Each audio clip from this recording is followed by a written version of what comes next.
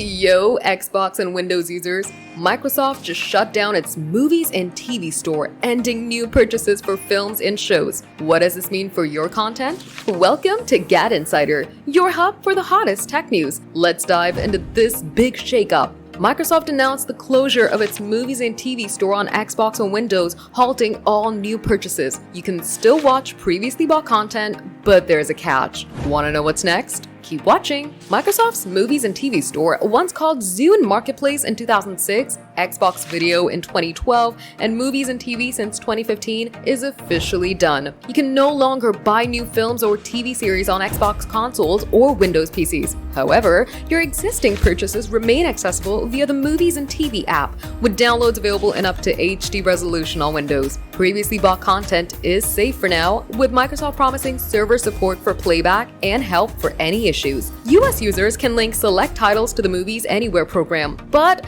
there's no third-party app transfer option. Bad news? No refunds for existing purchases, which has some fans frustrated. This closure marks the end of Microsoft's nearly 20-year digital media journey. Microsoft's exit from the movie and TV market reflects a shift away from digital media services, likely due to fierce competition from Netflix, Disney Plus, and others. For Xbox and Windows users, it's a push towards streaming platforms over owning content. Could this signal more changes for Microsoft's ecosystem? It's a wake-up call for digital collectors. The movies and TV store is gone, but your purchased content lives on. For now, check your library in the Movies and TV app and link eligible titles to Movie Anywhere if you're in the US. Now, how's this closure hitting you? Drop it below. That's the scoop on Microsoft's Movies and TV store shutdown. Are you bummed about losing new purchases, or cool with streaming instead? Drop your thoughts in the comments. We read every single one. If you love this news, smash that like button, subscribe to GadInsider, and hit the bell icon for more tech updates.